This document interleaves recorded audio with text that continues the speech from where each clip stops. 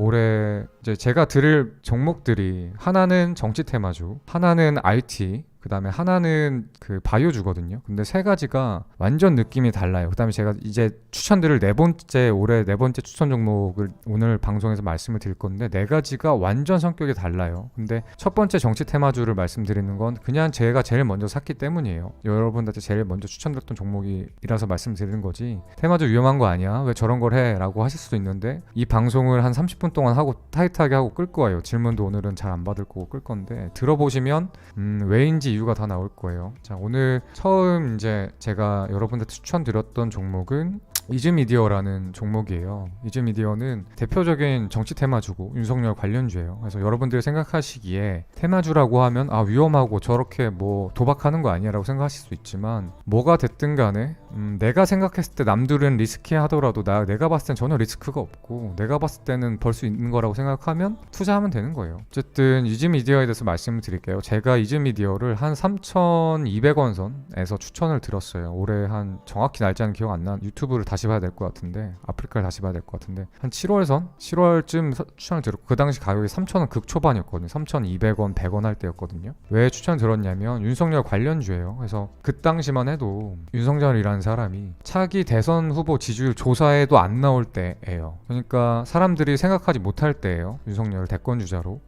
또는 제가 그 방송을 하고 나서 한 3번 정도 이즈미디어를 말씀드렸을 때 이제 차기 대선 후보 지지율 조사에 편입이 이제 막 돼서 2% 정도 지지율 나올 때요. 그러니까 존재감이 아무것도 없을 때 제가 추천을 드렸거든요. 이제 왜 그랬냐면 이제 하나는 제가 이제 워낙 여러분들 아시겠지만 정치에 관심도 많고 그다음에 그동안 테마주 매매도 많이 해왔기 때문에 저는 이제 이거에 대한 인사이트가 있다고 생각을 했어요. 스스로 인사이트가 있고 그래서 내가 생각하기에 윤석열이라는 사람이 앞으로 대권 주자에 오를 거다. 그다음에 검경 수사권 조정 이슈가 작년 겨울에 있었던 이슈였죠. 그것 때문에 계속 이슈가 점화가 되면서 윤석열이 앞으로 조망을 받을 거다. 어떻게 보면 아니고 객관적인 지표라기보다는 제 인사이트죠. 제 주관이기 때문에 아마 이런 것들은 따라하시기 힘드실 수도 있어요.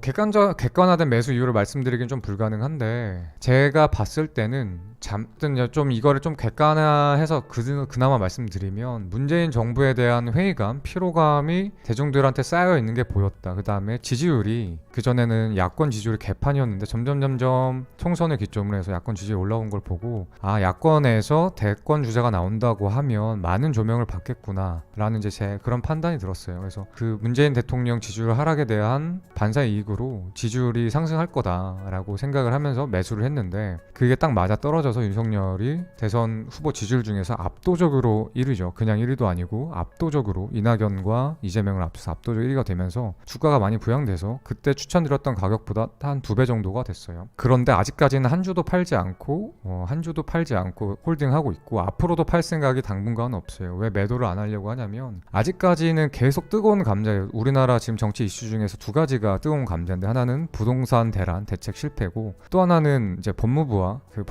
검찰 간의 갈등이기 때문에 앞으로 계속 갈등이 되면 될수록 이슈가 여기 점화되고 주식에서 이슈와 그러니까 관심이 간다는 건 요거 하나는 기억하셨으면 좋겠어요. 관심 이꼬르 돈. 그러니까 뭐냐면 이제 주가 차트가 있죠. 처음엔 관심이 없었기 때문에 주가가 낮았던 거고 점점 윤석열에 대한 관심이 올라가니까 주가가 부양된 거예요. 마찬가지예요. 아무리 가치주 저평가주라고 하더라도 사람들이 관심이 없어서 사지를 않으면 주가 부양이 안 되거든요. 그렇기 때문에 꼭 기억하셔야 될 건 여러분들 주식 투자 아니면 무슨 투자를 하신다고 하시더라도 첫 번째 기억하실 항목은 관심 이꼬르 돈이다. 관심을 많이 받으면 기대감의 가격이 상승한다. 왜냐면 관심 이꼬르 수급이거든요. 관심 가진 사람은 결국 매수를 해요. 그래서 돈이 시장에 들어오는 거고 돈이 들어오면 주가는 올라가는 거죠. 그래서 첫 번째 기억해 주셨으면 좋겠는 건 관심 이꼬르 돈 요거 기억해 주셨으면 좋겠고 이제 투자라는 건 뭐가 됐건 간에 싸게 사서 비싸게 팔아야 되거든요. 그게 투자예요, 기본적으로. 그래서 어떻게 해야 되냐면 다른 사람들이 아무도 관심 없는 거, 남들이 전부 다 관심 없고 이건 별로다, 저평가되어 있다 라고, 그러니까 남들 관심 없다는 게 돈이 안 들어서 저평가가 된 거거든요. 그래서 다른 사람들이 정말 좀 별로 안 좋게 생각하고 관심이 없을 때 매수했다가 모든 사람들이 관심을 갖고 모든 사람들이 칭찬하기 시작하면 그때 파는 거예요. 예로 들면 비트코인일 수 있어요. 비트코인이 망했다, 스캠이다. 그때가 한 400만원 500만원 선이잖아요. 그때 샀다가 모든 사람이 환희에 쩔고 와 비트코인 사야 돼 미쳤어 이럴 때 파는 거예요. 알겠죠? 앞으로도 똑같아요. 그 환희가 언제 있었어요? 2012년도 하나로 비트코인 2800만원일 때 엄청난 환희에 있었죠. 매일매일 오르고 알트코인 날뛰고 그때는 팔아야 할 때고 아무도 관심 없고 스캠이다 망했다 할 때 살 때라고요. 어쨌든 그래서 관심 있고로 돈이고, 그래서 공포에 사서 뭐 환희에 팔아 이런 말처럼 남들이 욕할 때 별로 욕하고 별로라고 저평가 되었을 때 샀다가 남들이 좋다고 하면 파는 거다. 요거 두 개 정도를 기억해 주시면 좋을 것 같고, 그래서 어쨌든 아직까지는 이제 이즈미디어 들고 계신 분들이 꽤 계신데 아직까지는 안 파셔도 좋지 않을까 싶어요. 이제 관련해서 이게 전형적인 작전주거든요. 아무런 이게 관련이 없어요. 이즈미디어라는 회사는 핸드셋 만드는 회사고 이제 관련이 없는데, 테마주의 성격을 제가 하나 말씀을 드리면 이제 이거 추천드린 이유기도 한데 종목 분석에 들어가서 시가총액을 시가총액을 일단 밑에서 보시면 시가총액이 지금 많이 올라서 430억이에요. 그럼 제가 추천드렸을 때 시가총액이 얼마였겠어요? 200억대였겠죠. 그러면 코스닥에서 200억대 시가총액이면 거의 밑바닥이에요. 엄청 싸고 이렇게 싼 종목인데 대주주 지분율이 50% 정도 가까워요. 그러면 실제 유통되는 주식은 100억이면 내가 매점 매수를 한다는 거예요. 그 말은 세력이 들어와서 작전치기 좋다는 거예요. 가벼우니까. 삼성전자가 들어와서 작전을 칠 수 있겠어요? 절대 못 치지. 왜냐면 시총이 너무 무거워서 수천조를 들고 오지 않는 이상 삼성전자 갖고 작전을 못 쳐요. 근데 작전 세력이라 해봤자 한 200억 300억 갖고 작전을 치는 경우가 많기 때문에 시총이 낮으면 낮을수록 많이 올라갈 수 있어요. 첫 번째는 시총이 굉장히 낮다. 그리고 두 번째는 대주주 지분율이 굉장히 높다. 그리고 세 번째는 재무제표상 계속 흑자를 냈었다. 그러니까 3개년도가 적자가 나면 아시겠지만 내년 넘어가면 그 상장폐지 실질심사가 있잖아요. 작전 세력도 이거 차트를 보고 이제 종목을 매집하는 기간을 갖고 마지막에 털